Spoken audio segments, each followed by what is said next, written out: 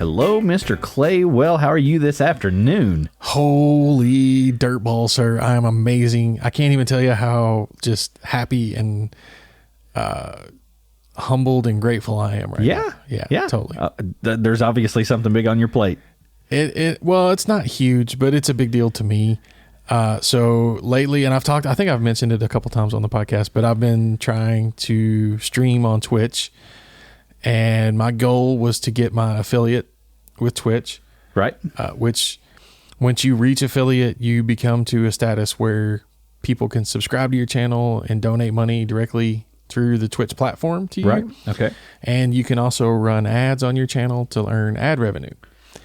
So, now that's cool. I can actually, I have now officially reached the point where I can begin to use that to generate revenue. So you've got your affiliate. I have gotten my affiliates. Yay! Yeah, I'm so happy.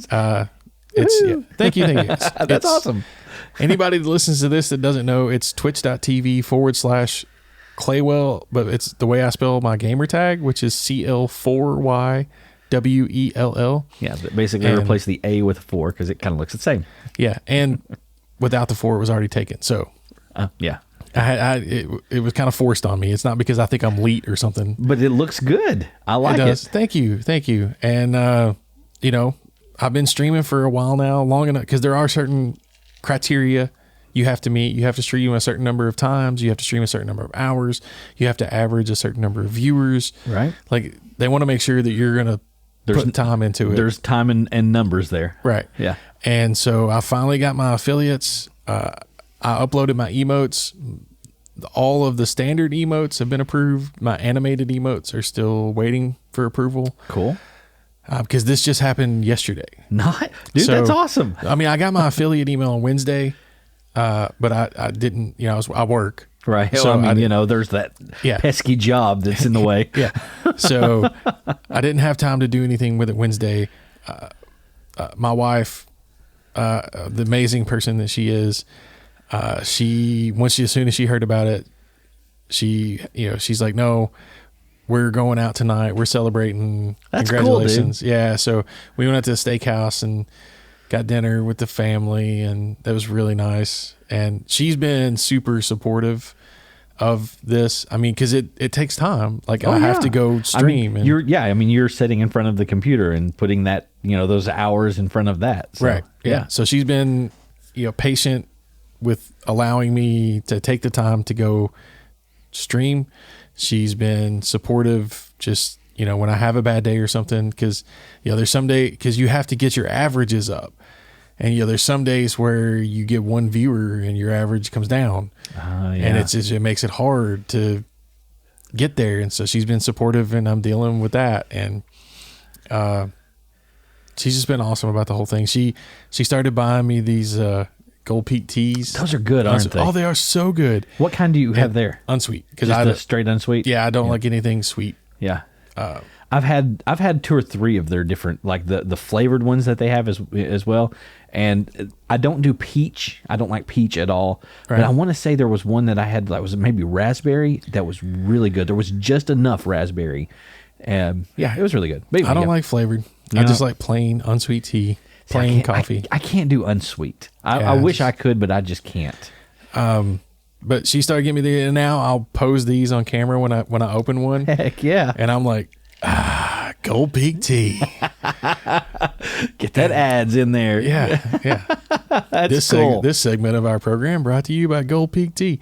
No, so I mean, realistically it is, because the caffeine keeps you going. Yeah, pretty much.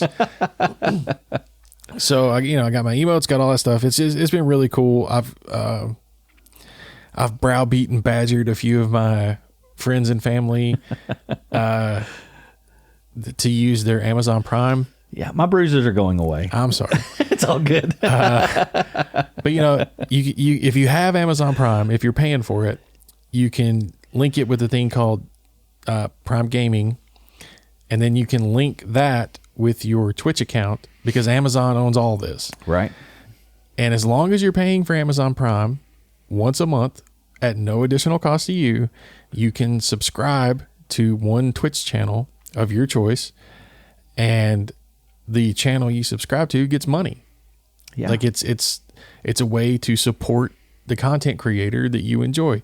And so I've been telling all my family, I'm like, I know you don't watch Twitch. I know you have no idea what it is, but I also know you have Amazon Prime, and it's not going to cost you a penny, and it will help me out. So please do these things and give me my money. And the thing is I like you say, I've actually logged on a few times and watched you game, watched you stream. I know.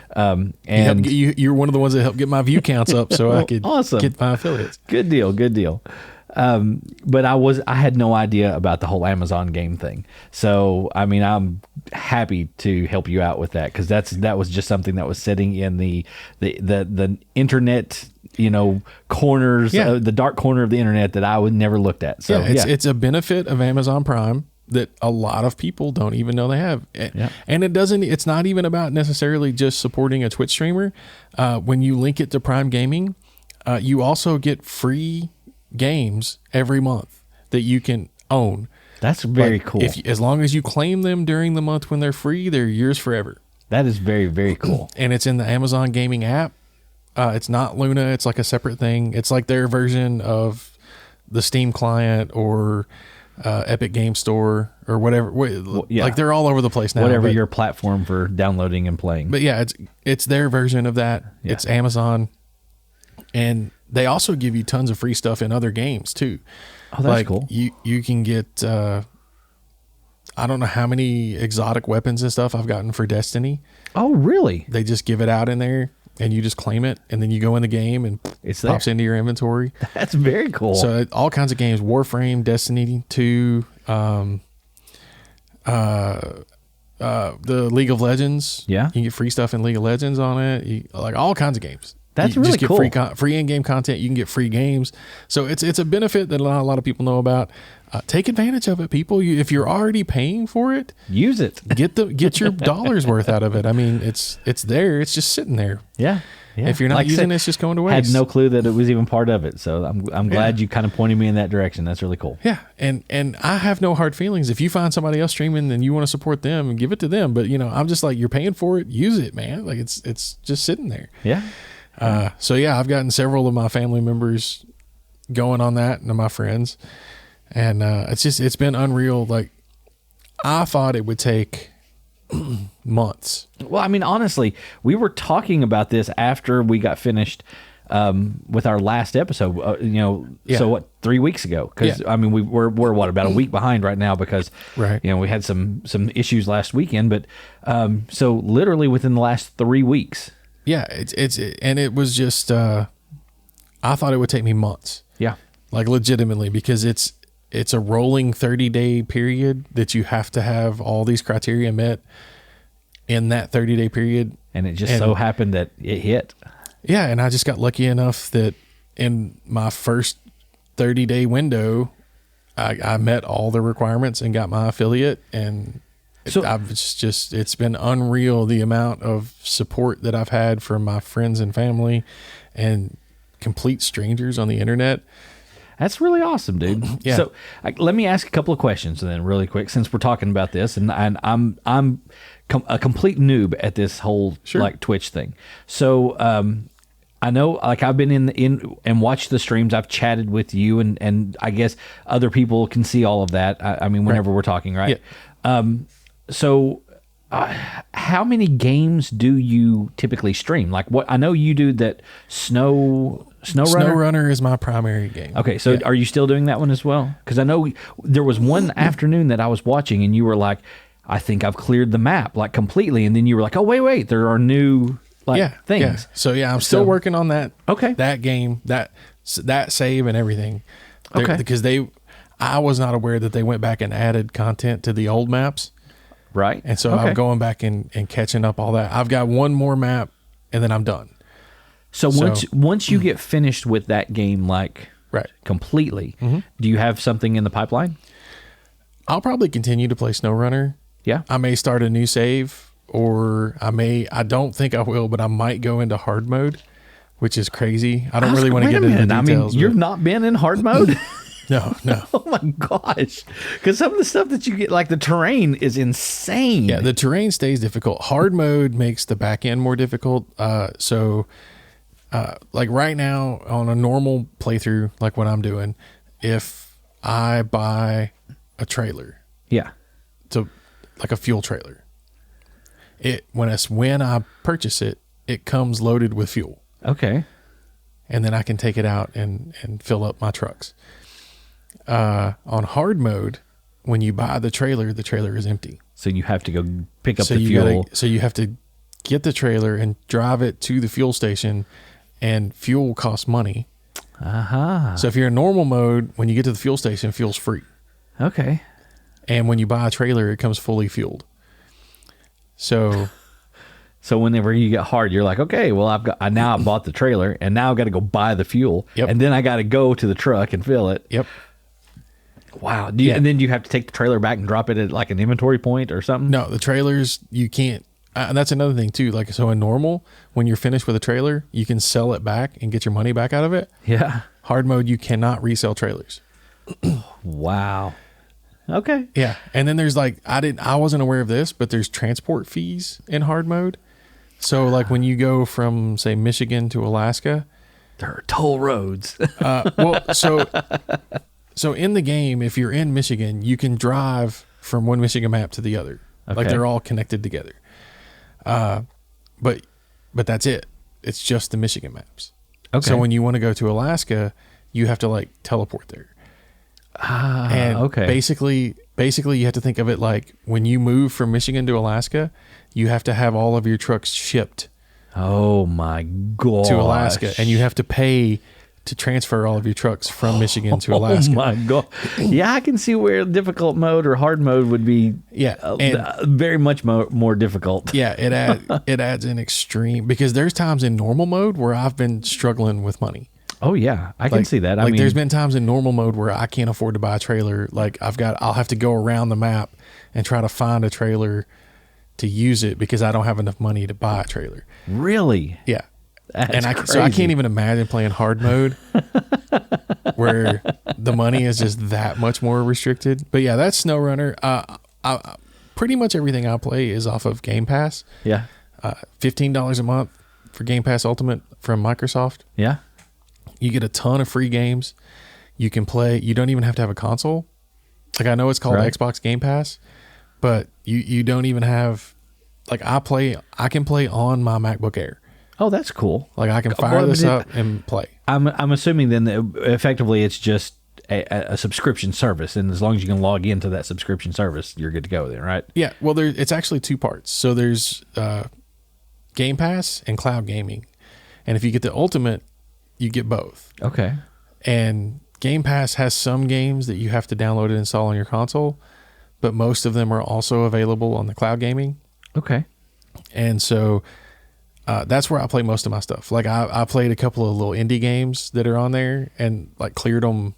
I cleared one of them in like an hour and a half. Oh, wow. Like I didn't know the game was that short when I picked it, and it just happened to be a very quick game. The story was amazing. But so a lot of the stuff I play is off Game Pass. Oh, that's cool. And, yeah. Because it just gives me a variety, because I don't want to get stuck playing one game. Right. Like I don't just want to do one thing over and over and over and over. I can see that. I can see that. You know, the other night I played a little bit of Destiny 2. That's probably a mistake because that game will suck you in. Oh. It's a shooter. It's a looter. It's the first MMORPG that's shooter. Right. Well, Destiny was. Destiny 2 is like the second sequel. Yeah. But and by all accounts, Destiny 2 is an improvement over Destiny 1. But it can get very pull you in because there's all the stuff that you need to do and these quests and missions and raids and strikes, and you got to grind reputation points and all this stuff, and it's just it's a sink, man. It'll just, there goes all your time and energy. I understand, dude. I completely understand. I have been sucked into a few of those, and not necessarily like I wouldn't say like first person shooters or anything, but I did that Neverwinter thing back fall of last year, and played through 20 levels of a rogue, in Dungeons and Dragons online. So Neverwinter. yeah, Heck yeah. that was, and I really, really enjoyed it. It's the first time that I had actually sat down and played a video game in years. And then in this past week, the client that we take care of, she allowed us to borrow her Nintendo Switch. So we hooked it up to the television there in the living room, the big TV. Yeah. And we've been playing Mario Kart 8 Deluxe. And so Ashley was like, she was like, I think I want one of these. The Switch is an amazing console, man. So I went and found one. Got on like the marketplace, Facebook, and bought a Switch the other day. And it had Mario Kart on it, but it was licensed to the previous owner. Right, so I had to I ended up buying a copy of Mario Kart 8 Deluxe, and it came with the 12-month membership for Nintendo Online. I was going to say, get the Nintendo Online. Yeah. You will not regret it, man. Yeah, so I've downloaded the NES emulator, the SNES emulator, the N64 emulator. Yes. Then like Pac-Man 99 and Tetris 99. Yeah. I've downloaded quite a bit of stuff, and then of course we've got Mario Kart 8 as well. And the only issue thus far that I have had with the Switch, we have now 2 in the house, so we have 2 effectively sets of the Joy-Con controllers, right? Okay.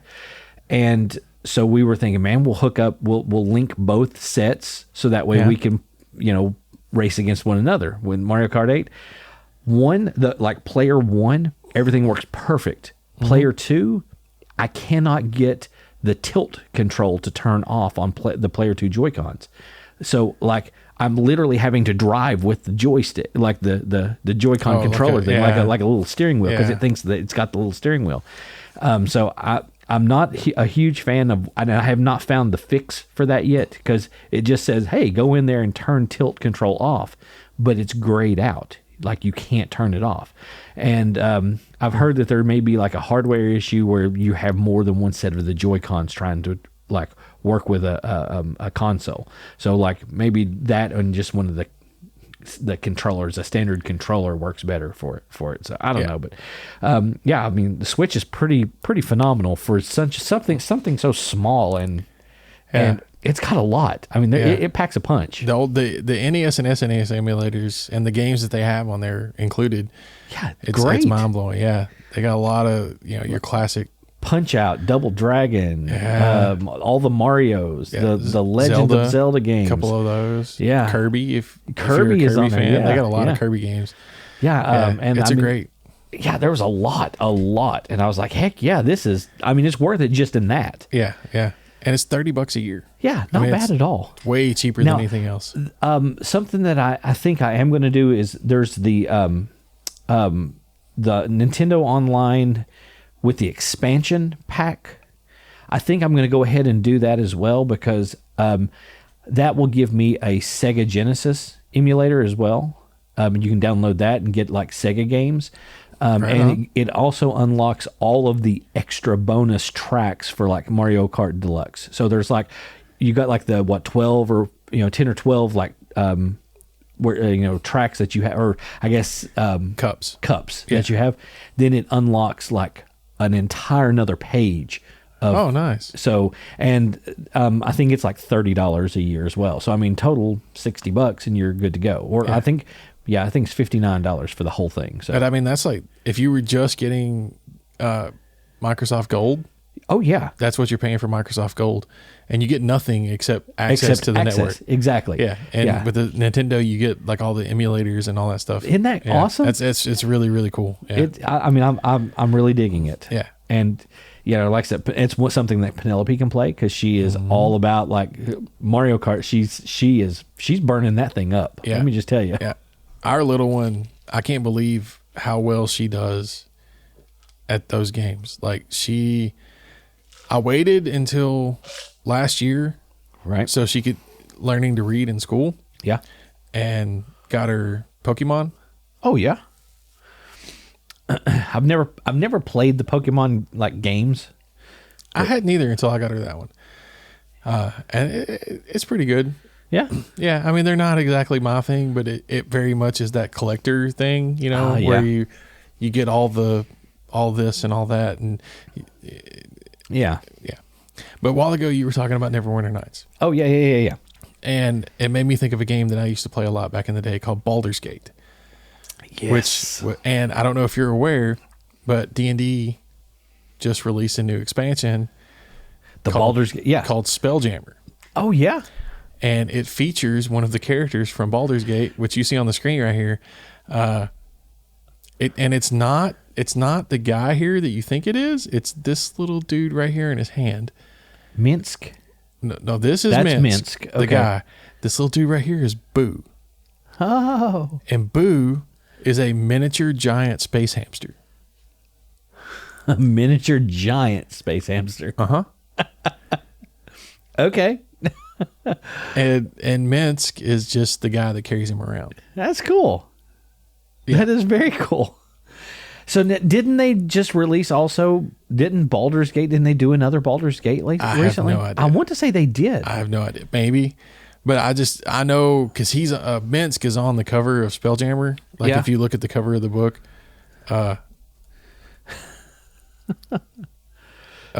see if I can find Spelljammer. I may have spelled it incorrectly. I don't know. Let's see if I can find this real quick. Spelljammer D&D. Spelljammer Adventures in Space. There we go. Oh, come on. Where's the covers? They may have done newer art or changed. No, this is it right here. Oh, okay. Yeah. See? Yeah. There he is. Minsk is riding a dragon and Boo is on his shoulder. Nice. Yep. That's cool. Yep. That is I like the dragon. That looks good. Yeah. And if you ever played Baldur's Gate, you will know the phrase, "Go for the eyes, Boo! Go for the eyes!" That's awesome. And that's what it is. Like it's Minsk charging into battle with Boo. And yeah. So, okay, like the dragon there, and this is something that's completely off topic. Because that's what we are tonight. We're completely off topic. One of the guys that I game with on Saturday nights bought a.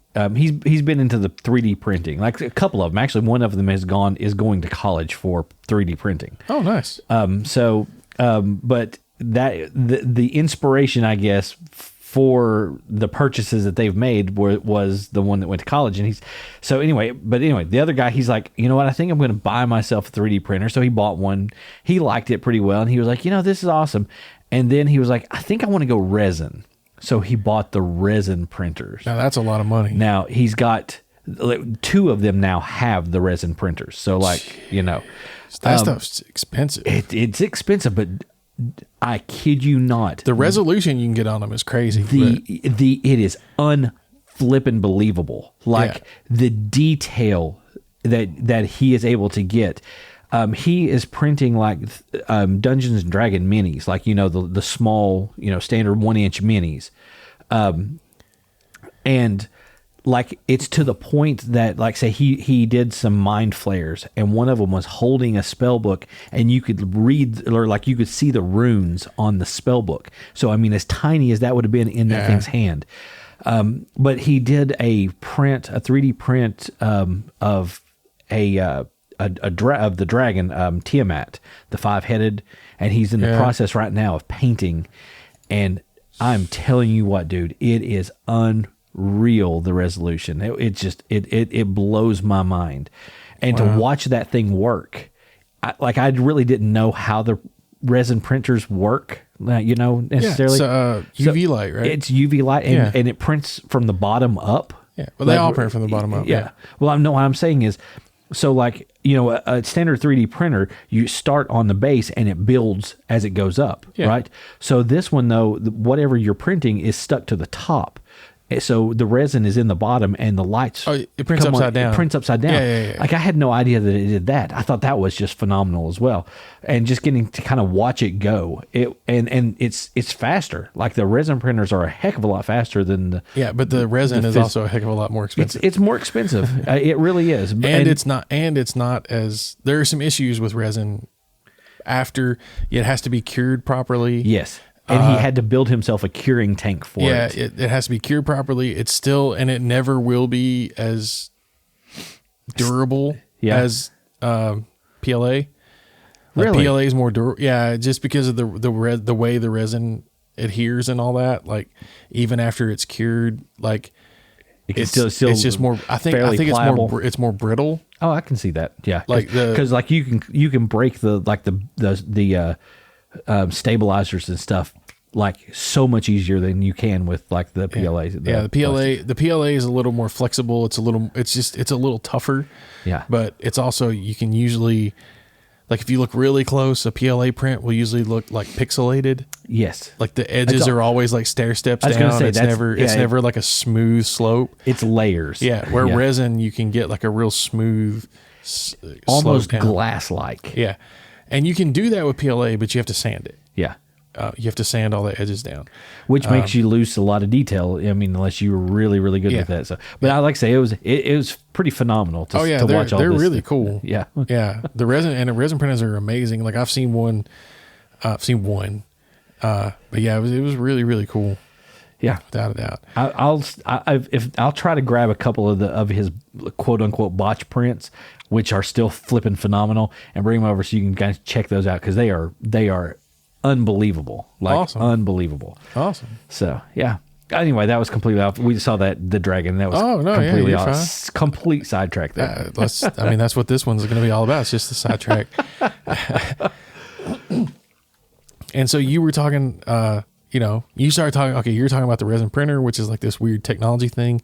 And I just heard about this other weird technology thing on a podcast this week. It's called TDCS. Yeah, okay. And I don't know what that is, but yeah, well, it's a mouthful. It's transcranial direct current stimulation. Okay. And it's like fancy pantsy shock therapy, basically. But it uses DC, direct current, DC voltage.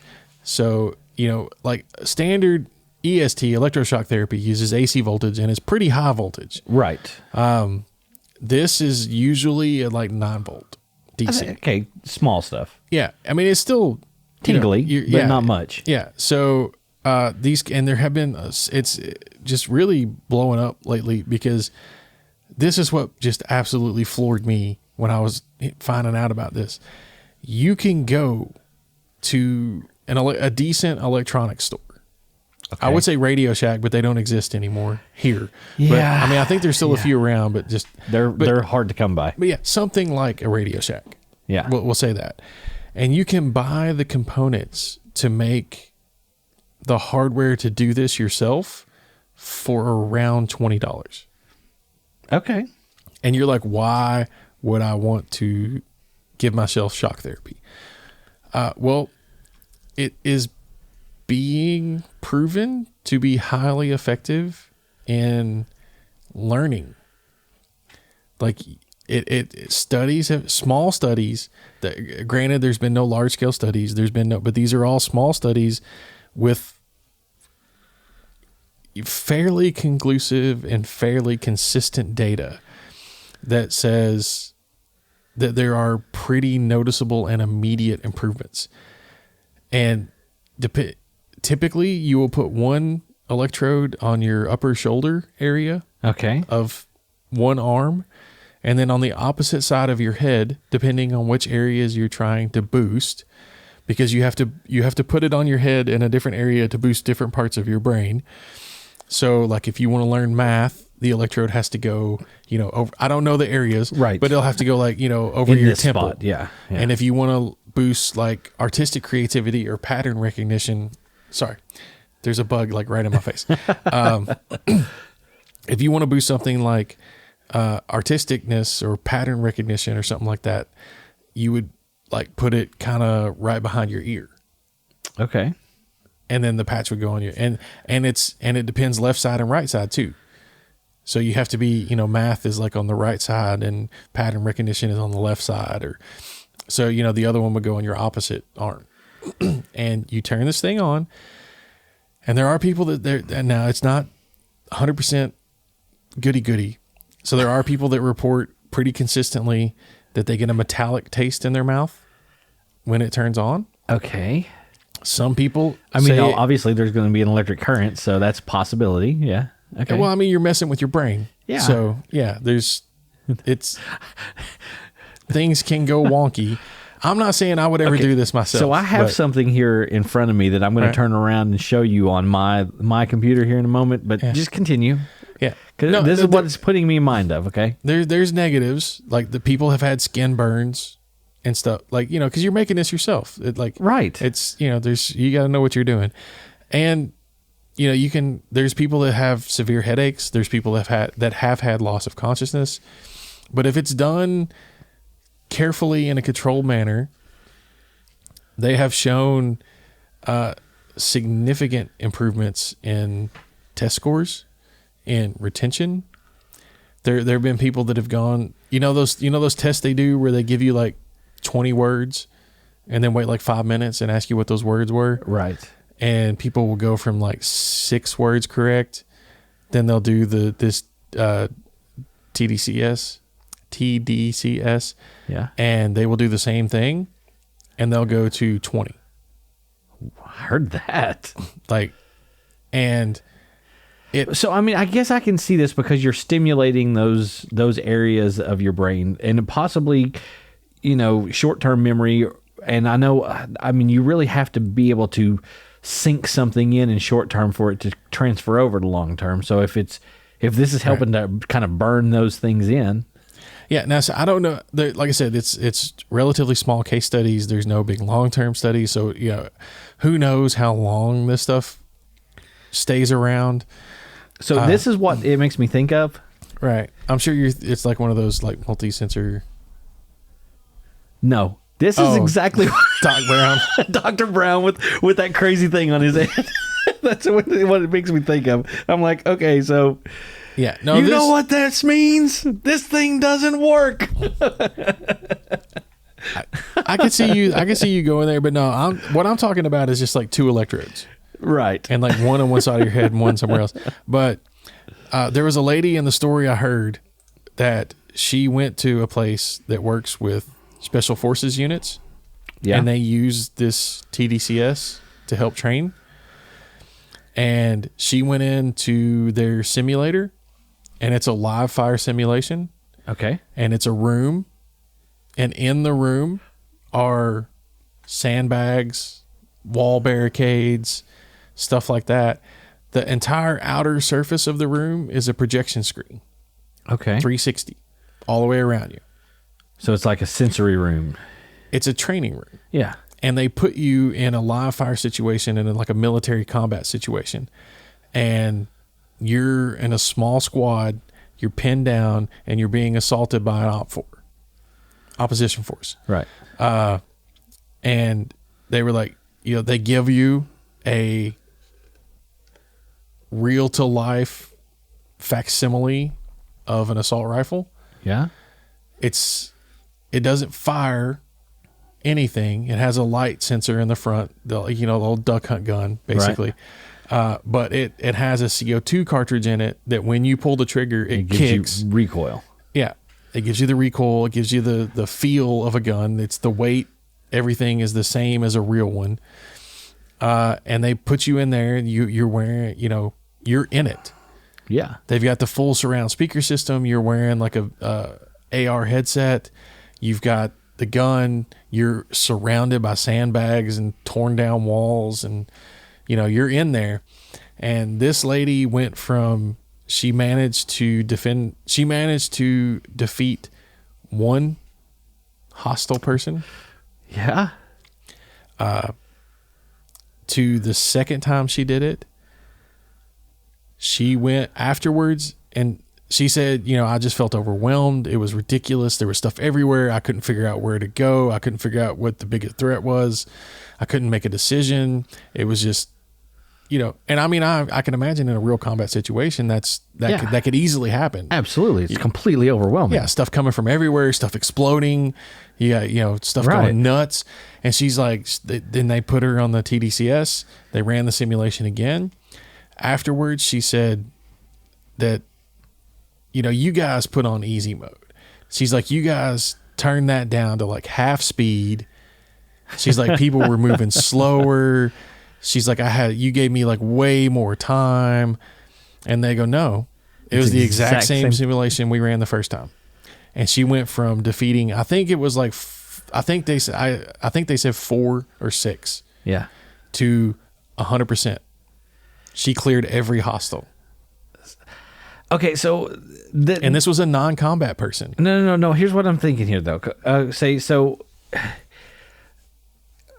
can see this. Okay, so anytime that you're doing an experiment, right? You control the variables. Yeah. Okay, so if you ran the same simulation twice, she already knows what's coming, right? To a degree.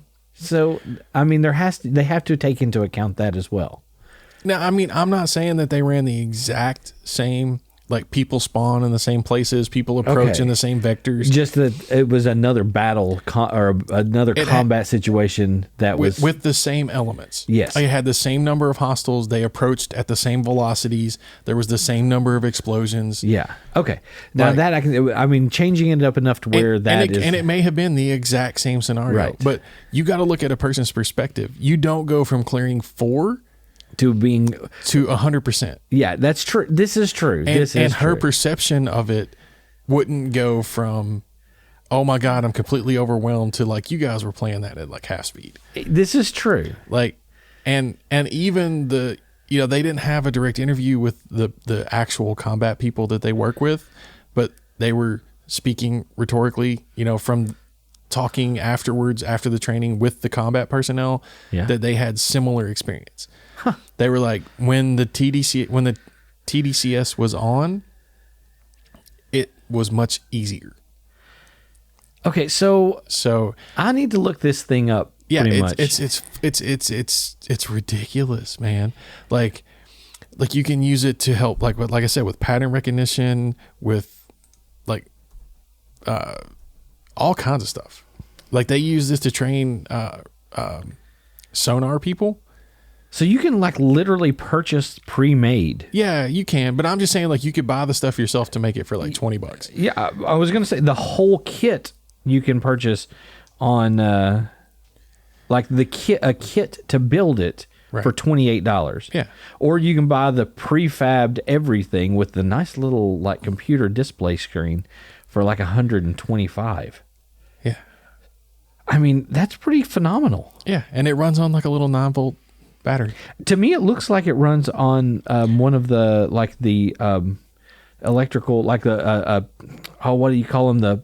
Where you check electrical currents. A multimeter. A multimeter. It's what it looks like it's running on.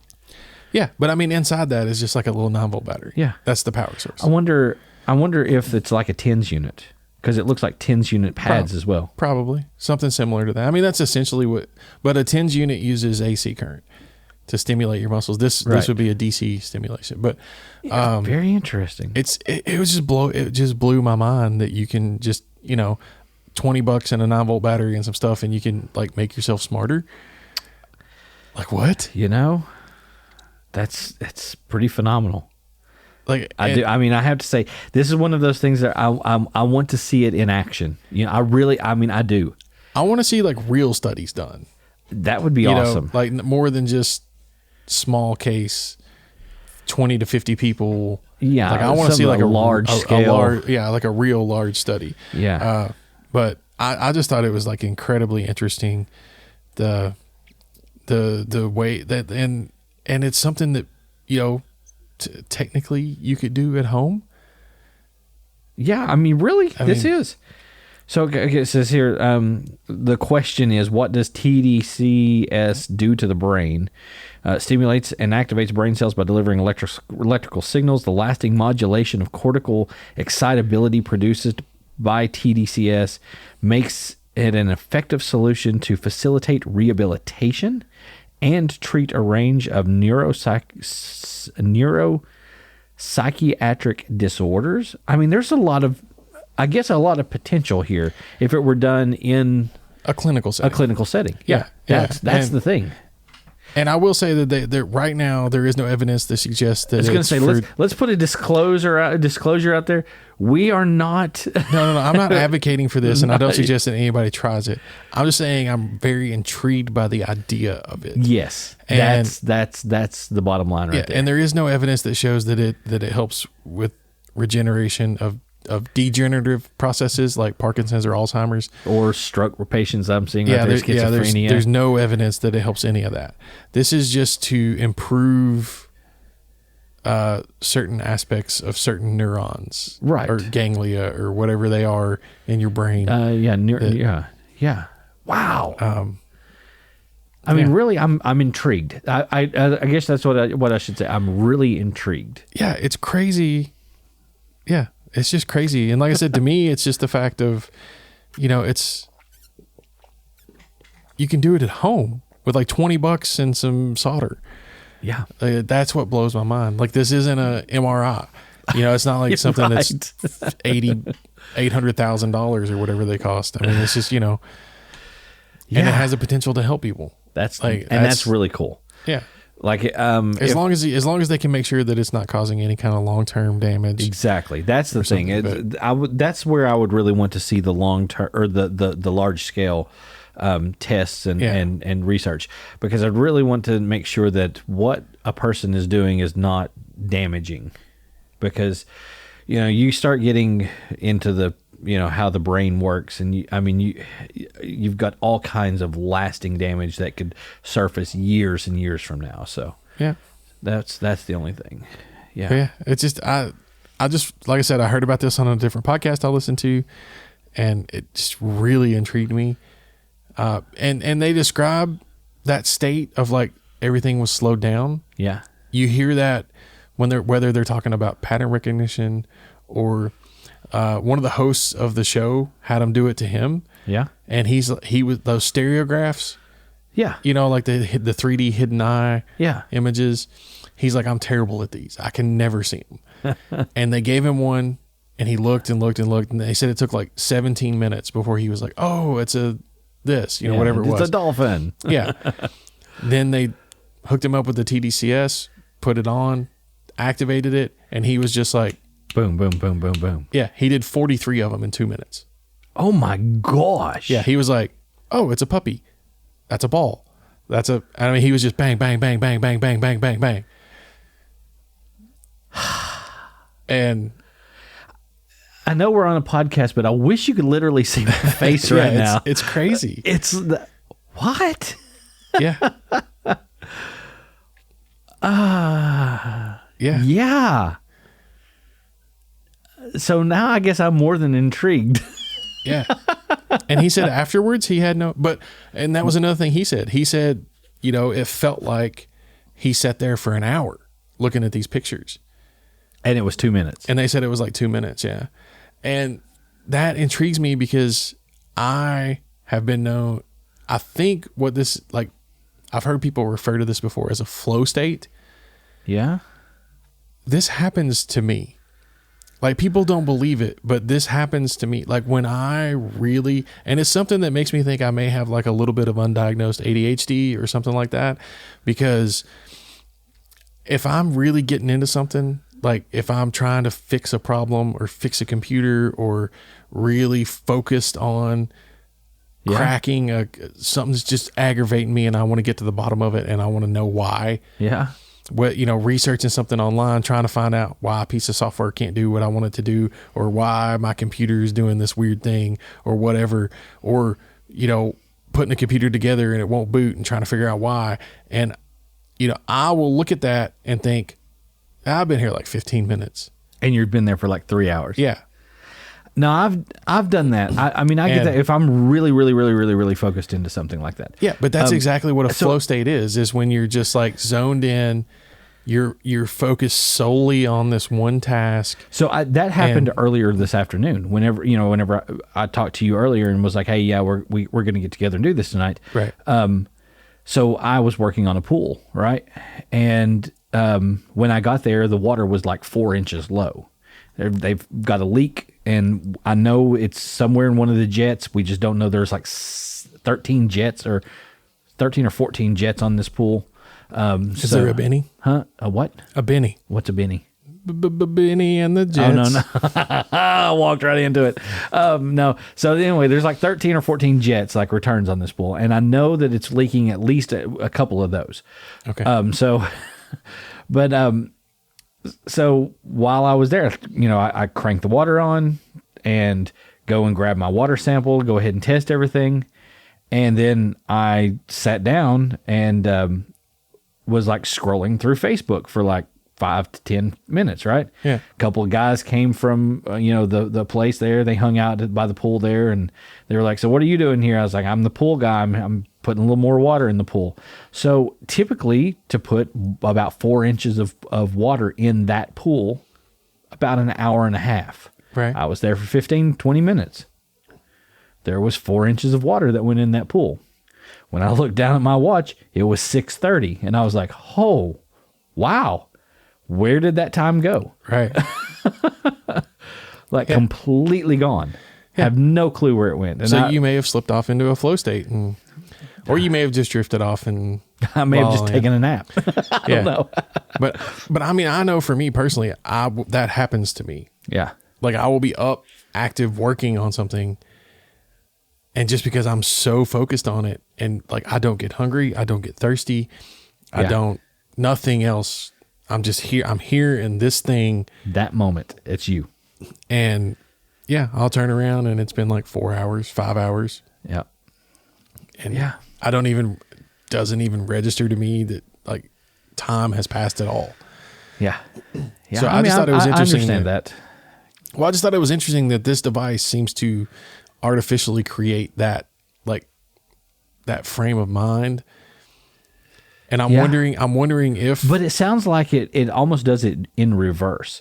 It's almost like, okay, so like you and I, or the situation you're talking about, you're focused into that. Your time slips by and you're like, oh, it's been 15 minutes and it's been 3 hours. Seems more like with this, it's the opposite. Oh, I feel like I've been here an hour, but it's been like 3 minutes. It's like reversed, I see what you're saying. Yeah. Yeah. Because the guy's like, hey, I did 40 of these, and I've been sitting here for an hour doing these, but it's been 2 to 3 minutes, right? And where it's the opposite with what we're doing, we're focused into it, and I feel like it's been 15 minutes, but it's been 3 or 4, 5 hours.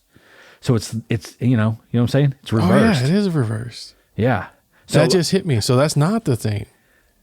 Interesting, because that just wow. Okay, yeah. No, because when I was thinking about it, I thought it was the same. Yeah. I didn't. But yeah, you're right. It's completely reversed. Yeah. Wow. Okay. Now that really messes with me, dude, because I thought I kind of had this figured out. So it's not a flow state. No, it's more like something else. It's more like a hypersensitive state instead of flow. And instead of like that, just go with it. It's more of like a super focused. Yeah. Okay. Yeah. Yeah. Because I was thinking about it like completely backwards. Oh. Like, okay, I see. Yeah. That's still really interesting, though. I think that makes it more interesting, actually, because it's like a reversal. Yeah. Wow, okay. Wow. So now you're going to build one. No, I'm not going to build one. I don't want to. For one thing, I can't solder to save my life. Yeah, mine comes out looking like cracked bubble gum. Yeah, and I'm dang sure not going to solder something and then stick it on my brain. No. No, thank you. Yeah, so do you want to do one of these? We haven't done one of these in a while. We have not. So yeah, let's do one. We could do this and kind of wrap up on this. Okay. We're going to bust out the pig that wants to be eaten, ladies and gentlemen. Yeah. And boys and girls. What is it? The one that we were supposed to do was 53. I think that was the next one on our list. 56. 56. Okay. The 56. Total perspective vortex. I've not looked at this. I have no clue what this sounds like what we were just talking about. It kind of does, doesn't it? This is kind of a I swear I didn't look this up ahead of time. No. Okay, so do you want me to start? Yeah, go ahead. Ferrier, I think is the guy's name. Ian Ferrier had 4 years dreamed of building the total perspective vortex, but now, as he stood ready to test it out, he was questioning whether the whole endeavor was a terrible mistake. The machine, which he had first come across as a piece of science fiction in the late 20th century radio program, would enable whoever went into it to see their true place in the universe. The idea of the original fiction was that anyone who used the machine would find the fact of their own insignificance so crushing that it would destroy their very soul. Okay, hold on, stop. I'm sorry. I looked at the bottom of the page just because this sounded so familiar to me. The Restaurant at the End of the Universe by Douglas Adams? Yep. Mm-hmm. Okay. Go ahead. I'm sorry. Okay. I just happened to glance down and I was like, I thought that sounded familiar. Ferrier had cheated a little bit in building the machine. Everyone would see the same thing, since he reasoned we are all more or less as insignificant as each other. But throughout the project, he had been convinced the machine would not crush his soul at all. He, like Casimus Sisyphus, condemned.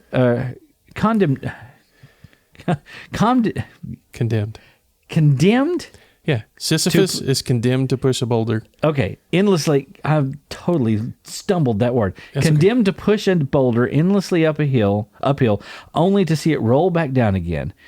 Would be able to confront the absurdity of his own insignificance and prevail. And yet, now he was about to test it out. He did feel more than a little apprehensive. Could he really accept his own infinitesimal smallness in the grand scheme of things?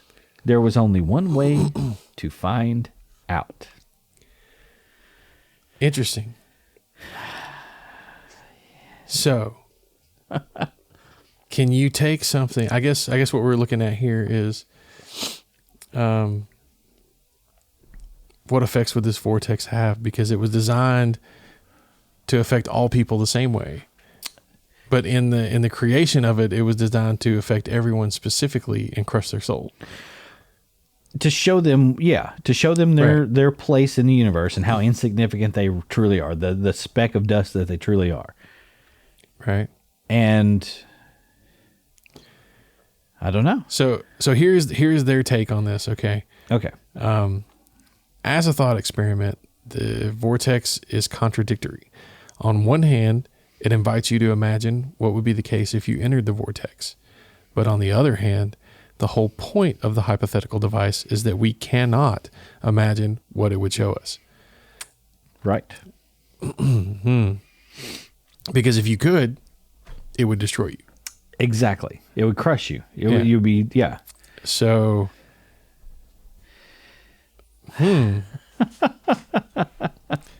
would he be able to survive it? If it was real? What do you think? Being the creator. Because he created it and he should know. He should know exactly what the outcome is. He should know what to expect. Right. Like that he's infinitesimal and unimportant.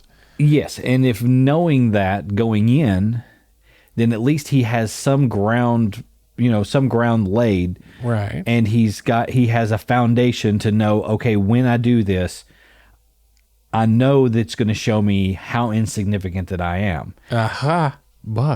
But will the insignificance that it shows him be more than what his brain can comprehend and completely shut him down? Or how does he know that's what it'll show him? Because the machine is designed to crush them. So it could show him something completely different to crush him. It could. Is it designed specifically to crush him, or does it? It's designed to express to you how unimportant you are, right, and crush you through that way. But if he's going in thinking, I know I'm insignificant, maybe the machine could tell him, oh, look how important you are. You've built this machine. And then he gets all pumped up about it. And then it's like, but it doesn't matter because you're all going to die and you don't care. And you don't count. Okay, so the idea of the original fiction was that anyone who used the machine would find the fact of their own insignificance so crushing that it would destroy their very soul. So that's what it's showing them, their insignificance.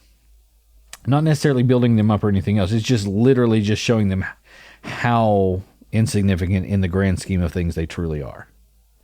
Right? Mm-hmm. Yeah. He cheated a little bit building the machine. Everyone would see the same thing since he reasoned we are all more or less as insignificant as each other.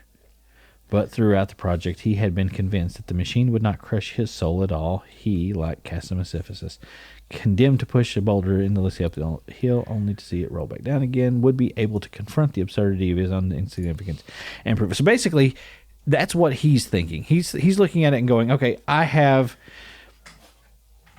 knowledge of what this is going to do. So I am prepared for what it's going to show me. Right. That's what he thinks. That's what he thinks. But is he? Could you survive it? If it was real. If it were real, I don't know. I mean, that's one of those things. Until you go into it, would you know? Is there any way of knowing? I think if the machine was... Okay, I think in this instance... Okay.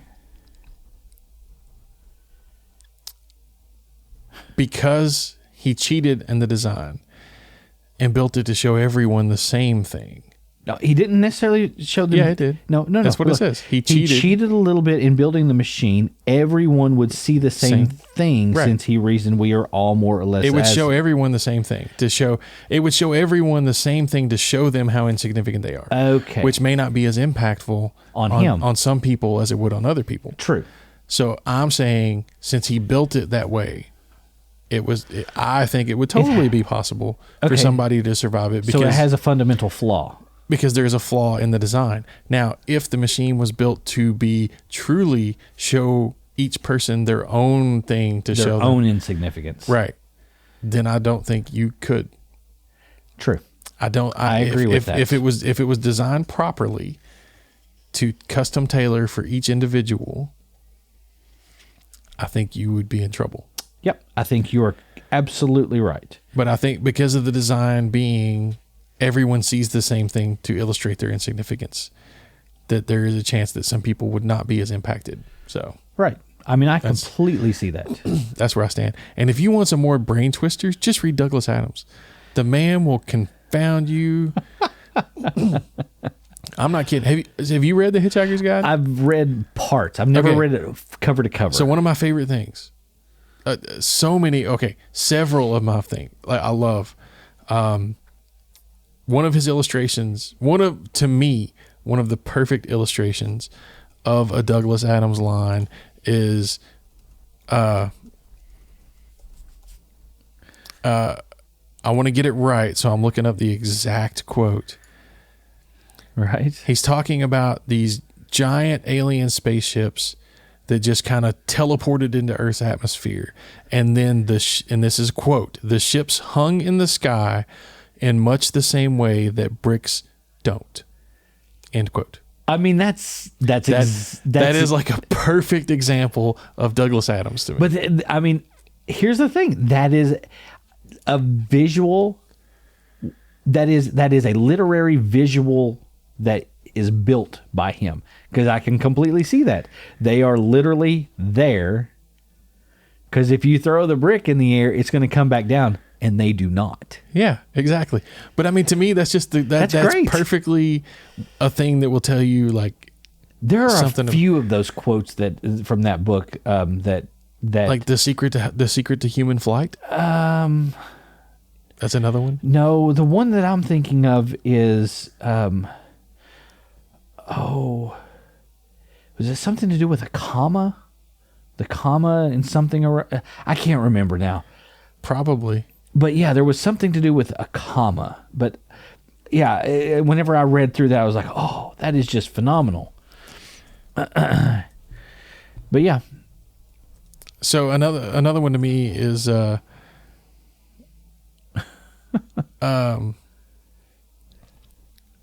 secret to human self-powered flight. Yeah. It's very simple. They don't. Oh no, you can. Humans can totally fly. Arthur Dent in the books flies.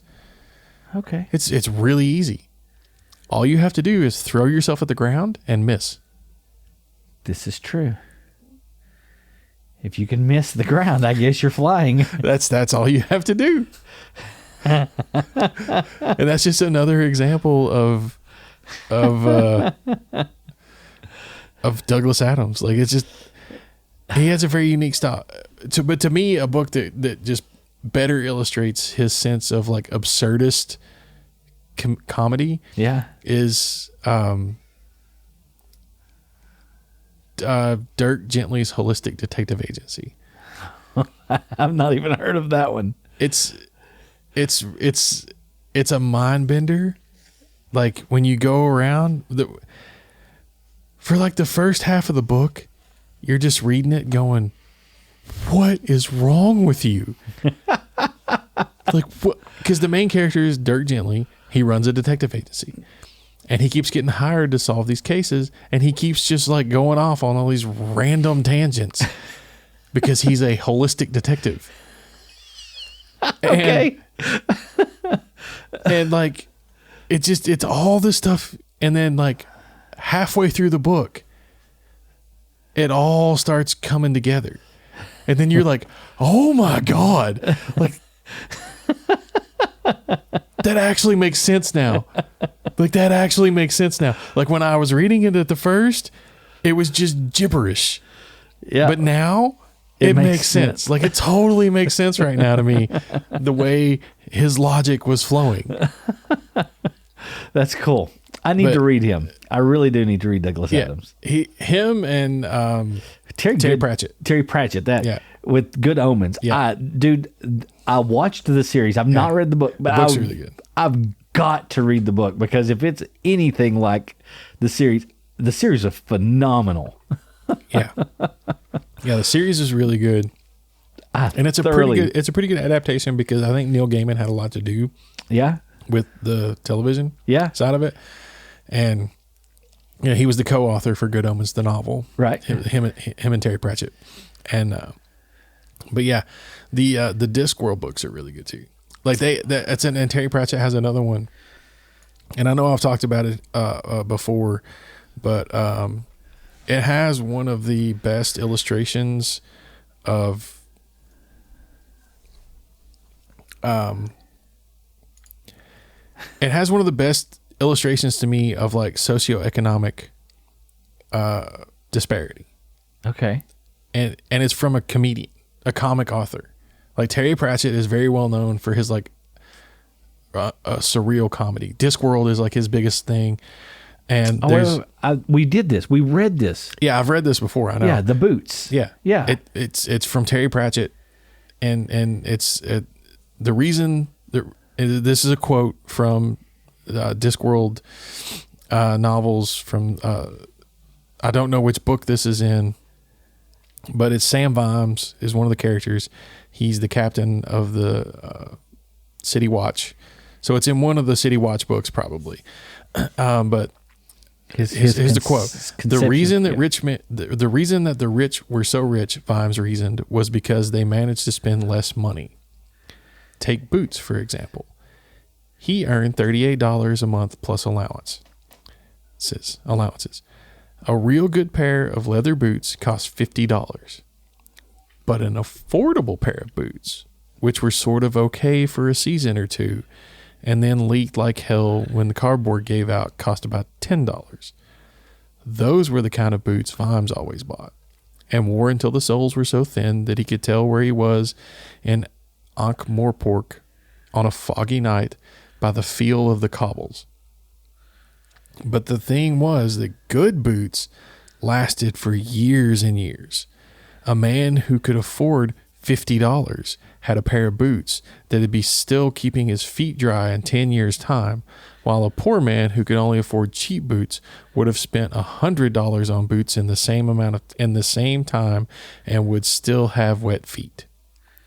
This was the Captain Samuel Vimes Boots theory of socioeconomic unfairness. You know what? That is phenomenal. And that to me perfectly illustrates like situations like the wealth disparity that we have today. I mean, it's right. He's on point. Yeah. On point. Yeah. And it's from, like I said, a very famously comic author. His books are deemed comedies. Yeah. But he makes some, and this isn't the only one, but to me, like, he makes some very good points like this, like some real hard, heavy, thought-provoking points. Yeah. In the comedy. Some of the quotes from Death are really good too. Like there's a character in the book's Death who is Death. Yeah. But Death has a lot of really profound thoughts as well. Now, is the Discworld series, because you said this is Terry Pratchett, you said? Yeah. And you said Neil Gaiman also was like a co-author on the other, right? Just on Good Omens, right? Like they collaborated on that one novel. Okay, because I know, so Gaiman is Sandman, right? So is there any overlap there with those two characters, like death from this versus death from Sandman? Okay, completely different. Okay, yeah, totally different. Yeah, Sandman existed. I could be wrong. I think Sandman existed in the comics before Gaiman. Wrote, but like his version is, I could be very wrong about that. But I know that's what I think of when I think of Sandman. Yeah. And that's another thing I was just talking about on a Discord chat with somebody. And I can't remember now what it was, but the Sandman comics were so well written because Gaiman is just a fantastic author. If you have not read Neil Gaiman's books, you should definitely go check some of them out. There's plenty of them out there, and they're phenomenal. Did he won literary award for Sandman for his graphic novel, which was an unheard of thing, right? Well, yeah. So that's what I was saying. He was such a good author that he had a run of the comics where he parodied A Midsummer Night's Dream from Shakespeare. Yeah, that arc won a fiction award at a prestigious event, like a very well respected literary award.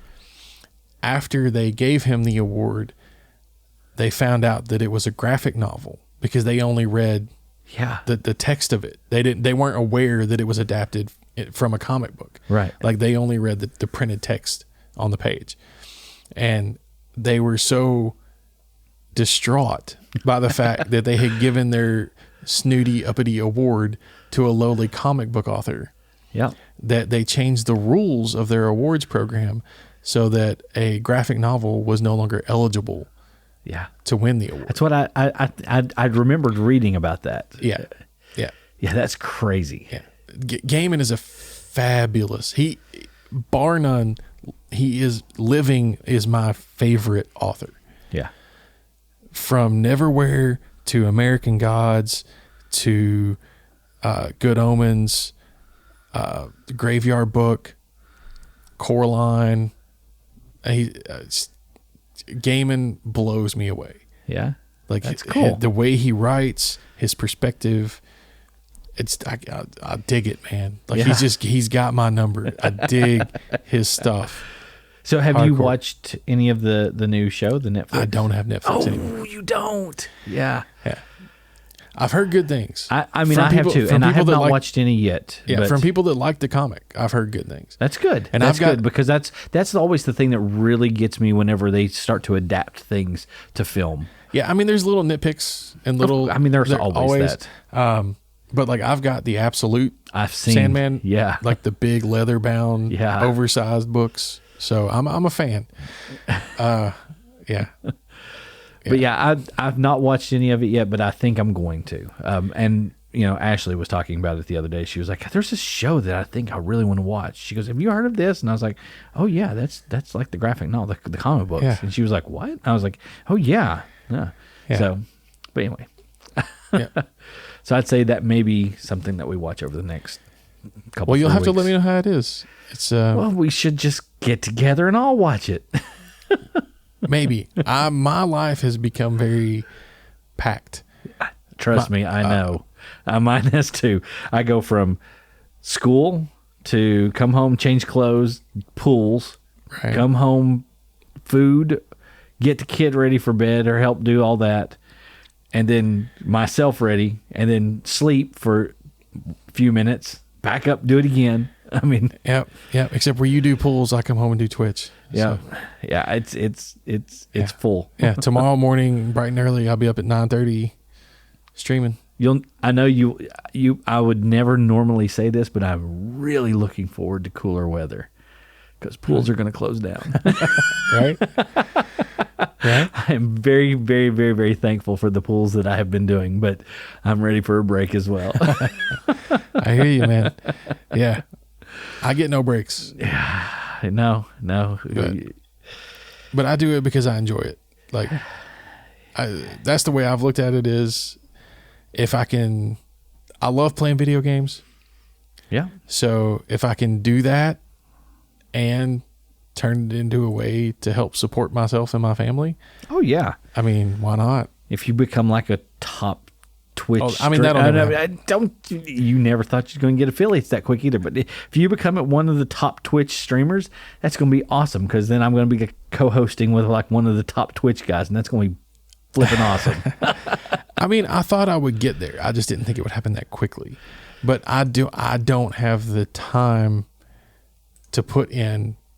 So like Twitch's next level is partner. Okay. So you go from affiliate to partner.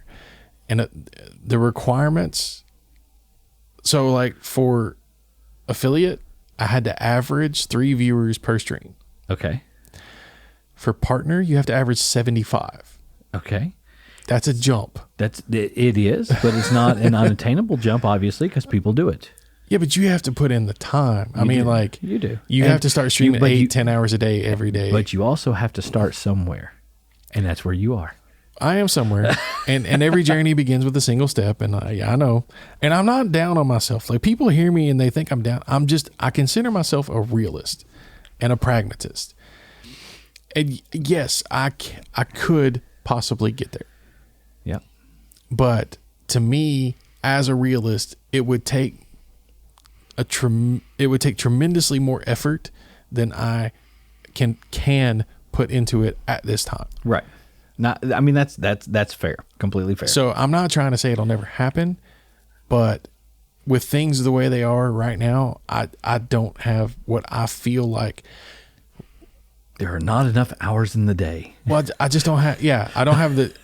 I work a full-time job. Like I don't have time to work 2 full-time jobs. Yeah, and take care of the kids. Yeah. And yeah, so, understood. But yeah, I am really excited about it. Please. Hit me up. Give me a follow. Give me a. Are you going to throw a Twitch link onto our feed? No. Why? No, this is separate. It is, but still, throw it up there. No. That way, you at least have people that can say, "Hey, you know what? I've listened to your podcast, and now I know how to get to it because it's a click right there." I'm not going to link to my Twitch stream. No. Okay. This is the podcast. The podcast is the podcast. The Twitch stream is the Twitch stream.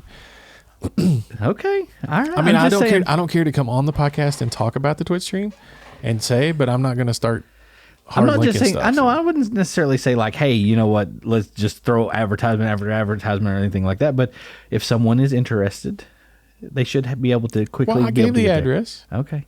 I gave the address earlier. Okay. Okay. I mean, so anyway, yeah. But anyway, yeah.